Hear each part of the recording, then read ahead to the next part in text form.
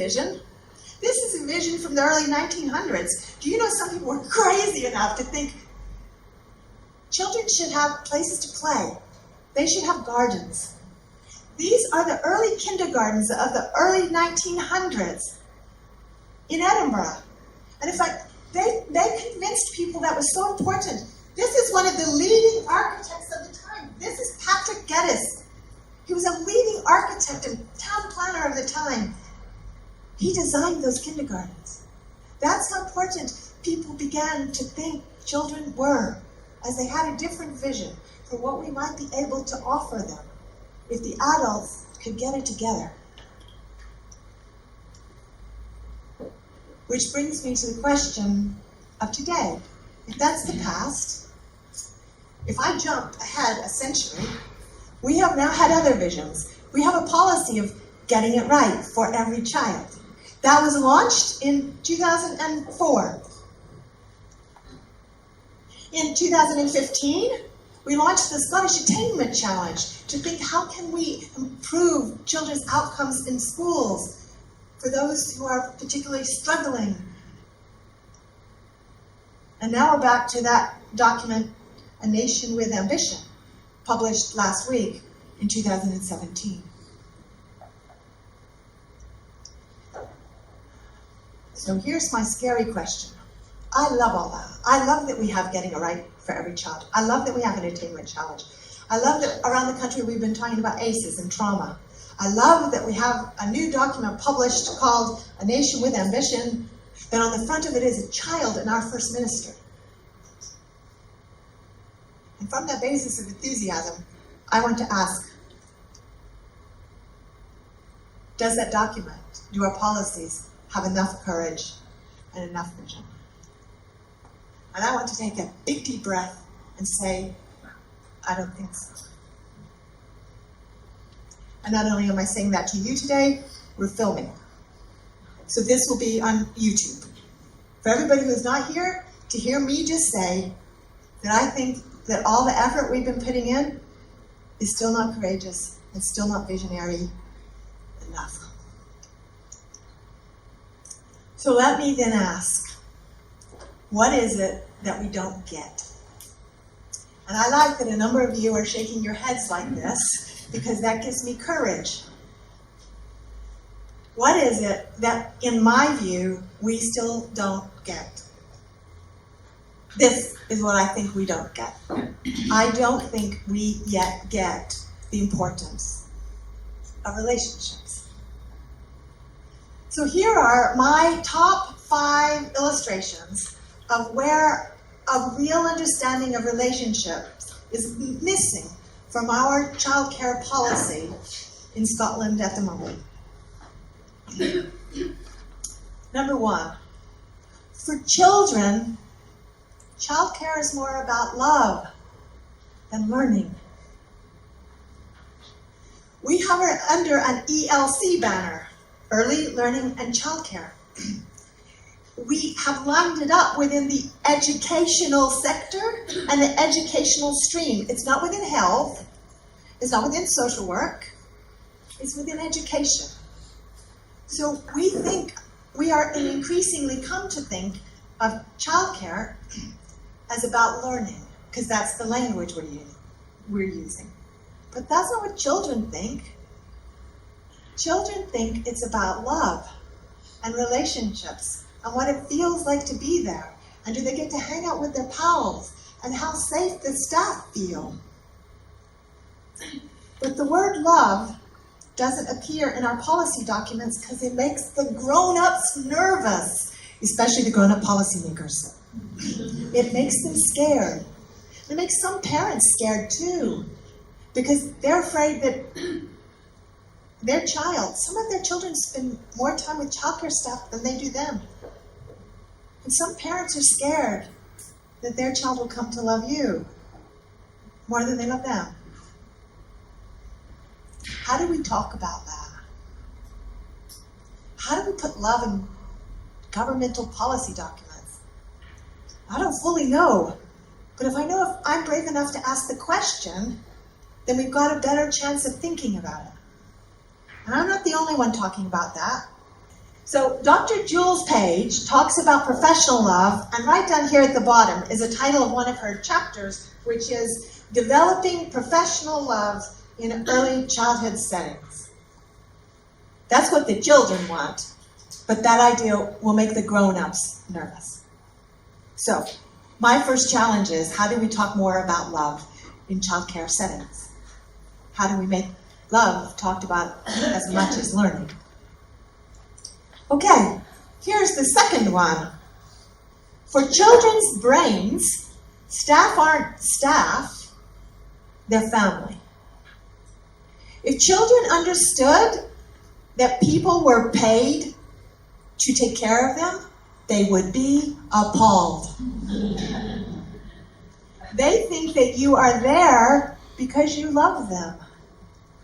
Because that's what their brain assumes.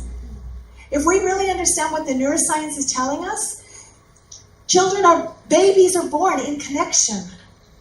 They think that's what you're doing with them. They don't think you're caring for them. They think you're connecting with them, and their brains and biology think you're doing that because you are a member of their extended family.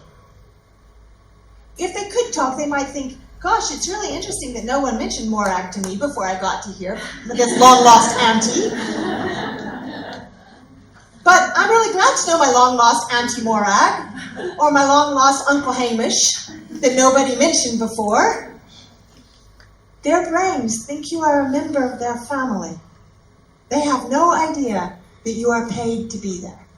And I tweeted that a couple of weeks ago, and somebody tweeted back and said, my children were appalled when they learned that I paid the childminder. We need to understand that children think that whatever happens to them is love. That's what it's like to be in their family. And so if the care that they receive doesn't feel attuned and connected and safe and warm and delightful, then that's what they think love is. If the staff rotas are done in a way that make it difficult to give attention to children, or the staff ratios are done in a way that make it difficult to give attention to children, or the cuddle policies make it difficult to wrap your arms around them when they're scared, their brains are learning that's what love feels like, and they will take those lessons to the marriage, to their own children, to the symptoms that they get if they get dementia. You teach the children in your settings what love feels like.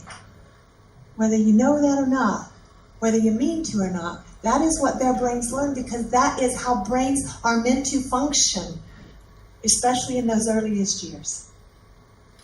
How do we help ourselves to take seriously and the children think you are a member of their family?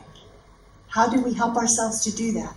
Because really thinking about that is scary for us grown-ups. So here's the third way in which I think we have not yet thought out how relationships function in our early years practice and policy. Managerial decisions that are just basic running a business affect children's biological development. So the way you put together your staff rota, the way you use your space, the kind of space that the council gives you to use, the way you handle room transitions as children get older, and a whole lot of other managerial decisions that you have to take in running a nursery. They affect children's biological development. If you have used attachment-led practice, and they have come to love the staff in their room, in their baby room, and you move them to the tweenies room, and you do that from one day to the next, and they never see that staff member that they loved again, they think they died. We create bereavements for children. If they love staff members and they never see them again, I know we call that a room transition, but for children it's a bereavement because they love that person. We never use that language because we think bereavements are only about people that you love. But that's the point. Children love the staff that they're with. And the more we talk about attachment-led practice, the more they will love them. So if we can convince more and more people to engage in relationship-led practice, the problem will get worse. And we can solve it if we understand what we are doing. Because the alternative is to not have relationship-led practice and they don't experience bereavements. That's a whole different kettle of problematic fish. But we often don't think of managerial decisions in how we organize the staff as having an impact on children's biological development. And when we truly understand attachment, we realize that it does, because those managerial decisions are facilitating or inhibiting the relationships that the children can make. Are these feeling challenging? Are you feeling slightly unsettled? Because that's what I'm going for. I'm trying to make us slightly unsettled. I'm trying to help us to ask hard questions. And I'm delighted if you disagree with me. I am delighted if you think we are getting this right. What I want is to be sure that we are asking the hard questions. And then we can have a debate about whether we are getting it right or not. Because I have 2 more to give you. Here's the 4th one. And now I'm using even stronger language. Childcare that is not attachment-led damages children.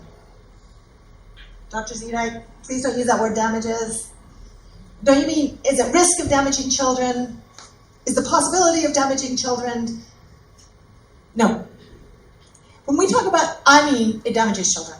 And I'm purposely using strong language because when we use woolly words like is at risk of damaging children, we all go, thank goodness, it's only a risk. And then we relax. And I don't want us to relax. I want us to think about whether, is that true? Is it true that attachment, if it's not attachment-led, does it damage children without anyone intending that? Around the country, many of you may have followed that we've been having these screenings of resilience. And we've been talking about ACEs, and we've been talking about the trauma that can occur in young children's lives, how it changes their biology, and how they carry that forward into their future. And it results in health problems like liver disease and diabetes and cancer, along with lots of mental health problems. So there are thousands of people that have now engaged with this simple diagram about the way in which if you create disrupted biological capacities in a child, that leads to social, emotional, and cognitive impairments. That leads to the adoption of health risk behavior like smoking and drugs and drinking and fighting and overwhelmed biological systems. That leads to disease, disability, and social problems, and that leads to early death. There are many people talking about the social problems that we have in Scotland. We need to think about how we love our children. But what they're often thinking about is what happens at home.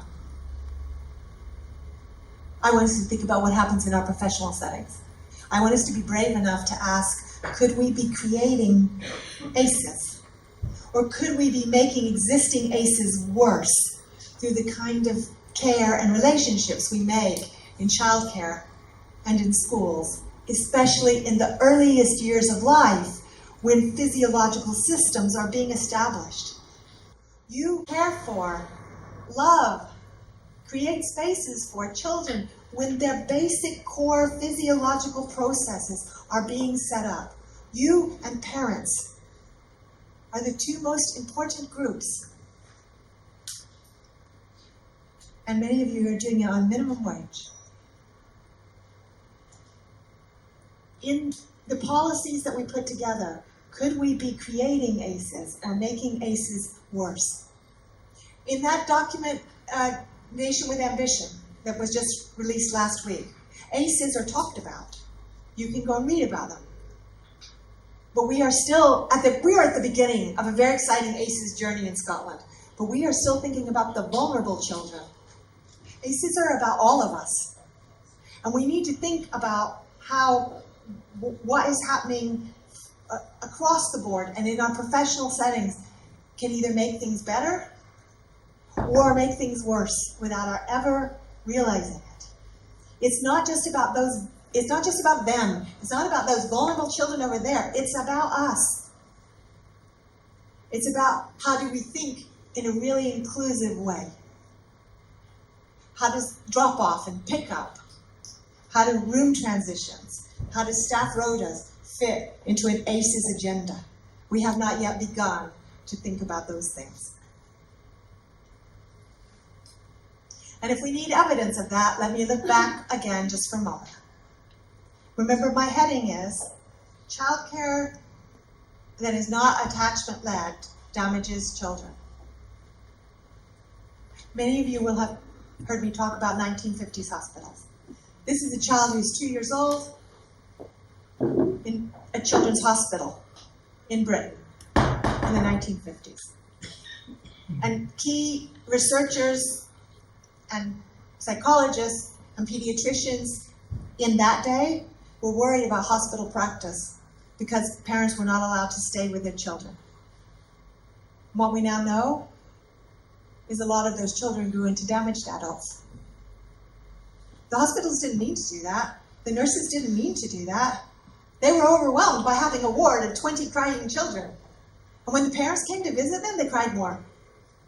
So a good solution was to stop that behavior by not having the parents come. They didn't mean to produce long-term damage. And it didn't happen for all the children, but we now know that it happened for a lot of them. And a number of them turned up in my training events. And they tell their stories. I never forget the woman who said, I was one of those children in hospital. My parents could only come every 2 weeks. And visiting day didn't fall on Christmas. So I wasn't allowed to see my parents on Christmas. Thank you to every one of you who just sighed deeply. Because you are brave enough to think about what the nurses and the managers at the time often could not think about. They didn't mean to damage children, but they couldn't think about it. It was too scary. The system was too big. They didn't know. What don't we know today? What aren't we brave enough to ask? If we can do that, we will not have to learn about the damage we created 10 or 20 years down the line. We can make a difference now, but only if we are brave enough to do what the system was not able to do in the 1950s in hospitals. There were probably some staff who were worried. There were probably some nurses who went to their managers and said, I'm a bit worried about not letting parents come to visit. Maybe their manager listened to them. Or maybe they said, go back and do your job. Go back and follow the rules.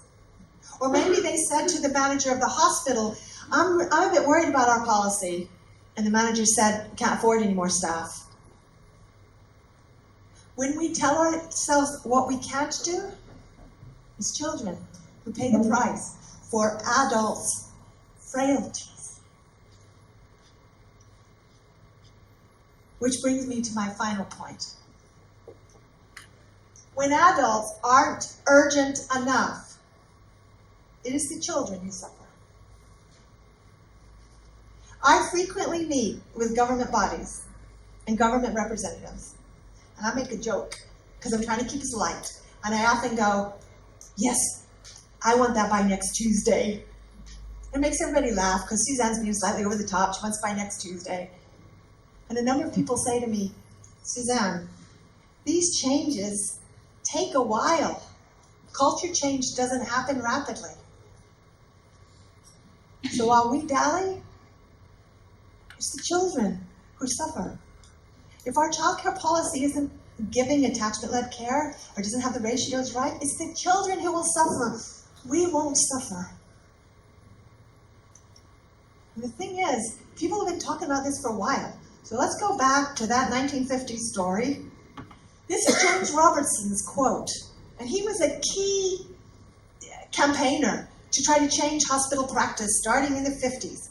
And in 1970, he gave this lecture, which everybody has forgotten, which I now quote a lot, and he had this to say: the major obstacle to suitable care for children is neither practical difficulty nor lack of knowledge. It is that whatever level of intellectual understanding a profession may have, the appropriate sense of urgency and alarm is missing. While we wait to straighten out our systems, we damage children. So I am trying to make us urgent, and the only way I know to do that is by making us a bit uncomfortable, so that we see children's distress, and we think, that needs to stop today with me, and I'm terrified, because I need to say to my manager, we need a cuddle policy. Or I need to say to my owner, I know what the government ratios are, but we need to have different ratios. And I'm scared that she'll fire me. If you can't find a way to tackle whatever makes you nervous, the children will pay the price. I remember a nursery, there was a council nursery that I was in last year, and you had a very animated team who was doing their best, but it was a poor building. It was an old building, the council had converted it. It was crammed full of children. It was crammed so full of children, I couldn't hear them when they spoke to me. And I was engaging with all the children, I was down on my knees, and I remember there was a little girl who was trying to say something to me, and I couldn't hear what she said. She clearly had slight speech difficulties, it was really loud, it was rebounding off, and I couldn't understand what she wanted. And eventually, but too late, I worked out that she wanted my scarf. By the time I worked that out and took my scarf off and handed it over to her, she was a bit fed up with me, stupid adult. So she marched off. And I didn't know how to repair that. But what I heard about a half hour later is that within minutes, she'd hit another child. And she'd been put on a timeout for such bad behavior. And I was the only person in the room who could possibly know that the reason she'd hit another child is because I had not been able to hear her because of the space. It was crammed too full of children. I damaged that child that day without ever meaning to. And so did the staff, who didn't understand because they thought it was bad behavior. They didn't know that she was frustrated and it had carried over. If we are not urgent enough to straighten out, what do our buildings need to look like? What does an attachment-led child care building look like? And how do we get the money for them? Because if we don't do it, we change their brains, and that will have a knock-on impact on what they do in school, and how they are as a teenager, and how they function in their marriage. And if you think I'm overplaying it, I'm really happy for you to disagree with me. The question is, am I overplaying it? Or am I right? Because we have known and been talking about urgency at least since the 1970s.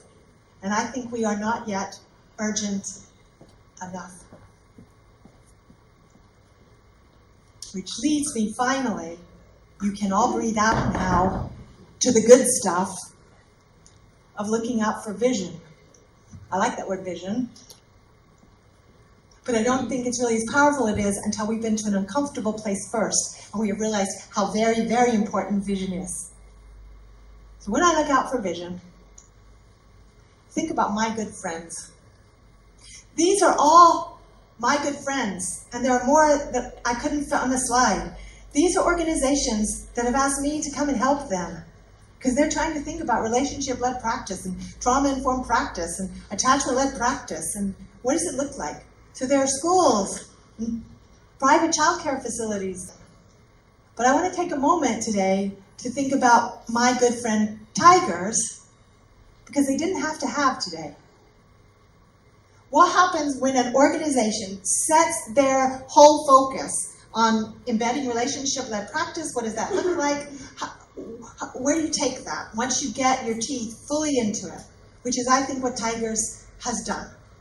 So here are some things that I know TIGERS is doing once they understood attachment and relationship-led practice. Here's what it looks like. Okay? They are enhancing ELC apprenticeships. So they are embedding attachment and relationship-led practice at the center of their apprenticeships. We have already heard that. I sat at the back with a whole team of apprentices there, and I said, what's the key thing about a TIGERS apprenticeship?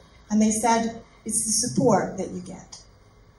If you're worried, you can always go back to talk to somebody. It's not the theory, it's the practice. And if you have safe practice, then you're better able to learn the theory. And you're better able to think about, where do I need to be brave? Because those young apprentices may go out to nurseries, to childcare settings that don't know as much about it as they do, and they may need to be brave enough to say something about the policy of the new setting that they're working in. How do we give you that courage? Here's another thing that really getting attachment-led practice, relationship-led practice gives us. You invest in staff training.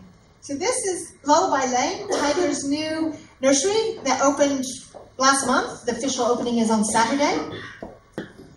They've already had me out to train. We had a whole day with all the staff coming together to think about, how do we embed attachment-led practice at the very start of a nursery.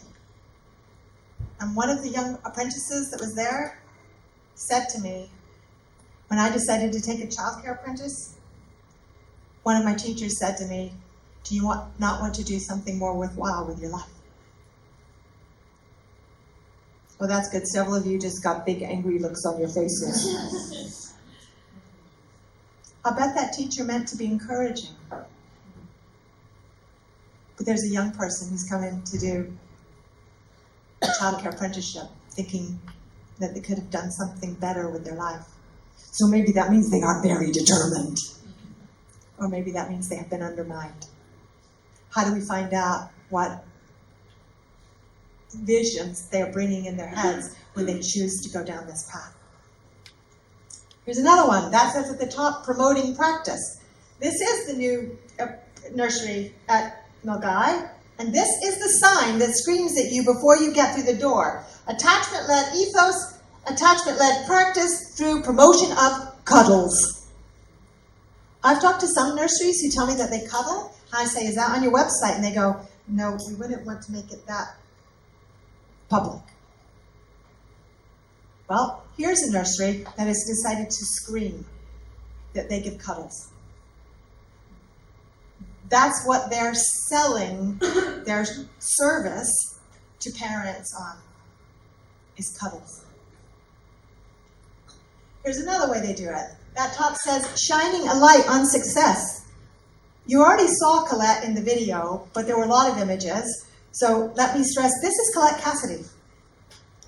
Last year, Colette Cassidy won the Apprentice of the Year Level 3 award for Scottish Apprenticeship Awards.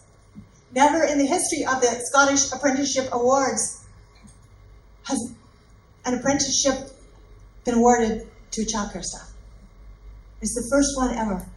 No wonder they made big social media signs to get it out there. You could have won that. Colette could have won that. And if it hadn't been illuminated, people wouldn't know. So Tigers is screaming the success of their apprentices. The courage that it took Colette to go on television and own that award was remarkable. You wouldn't have known it because she looked very calm, but I know she was terrified. Here's another thing Tigers is doing. They are attempting to bringing a relational approach to the heart of business. These are big, hefty construction guys talking about attachment and relationship-led practice woven into a business. When you are reaching construction, you are starting to have different kinds of conversations about what businesses need. And attachment is totally relevant to the way businesses function. They hire people. They don't hire Martians. And people are about attachment. So Tigers is trying to figure out, how do you roll this out beyond just the early years? Here's another way that Tigers is doing. Tigers is trying to link international conversations. So when we had the Resilience Tour and toured that film around the country, Tigers hosted and paid for one of the screenings in order to reach the business community. How about this one? Tigers is insisting that people listen. I have been to visit recently all of these organizations, and I went because the director, Pauline Scott, organize the meetings. I guess I could have organized the meetings, but the point is, Pauline Scott did it. She is insisting that these organizations think about relationship-led care. How do we continue to help them to think? Those are the questions that TIGERS and Pauline is asking. Here's what else TIGERS does.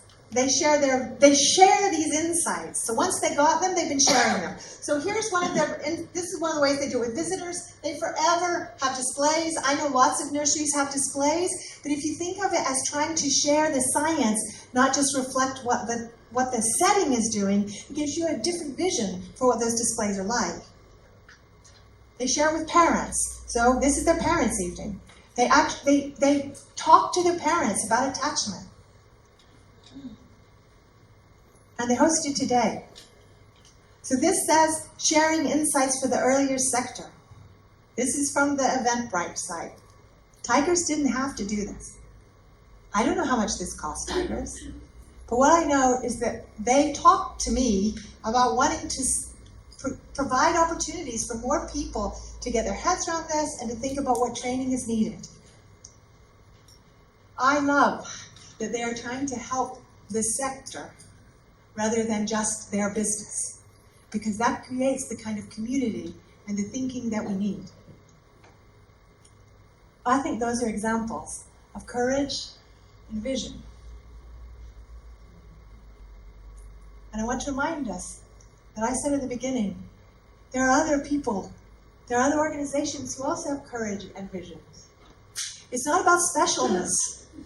It's about how do we act on it. So every single organization that wants to try to put this stuff in place, I see as a place of courage and vision. It doesn't matter how far they get. It doesn't matter if they're not hosting events like this, or they're not calling up Skills Development Scotland and saying, I'd like an appointment with you. They're trying to figure out how to put it into practice. And those organizations with courage and vision, they're not just good friends to me, they're good friends to all of us.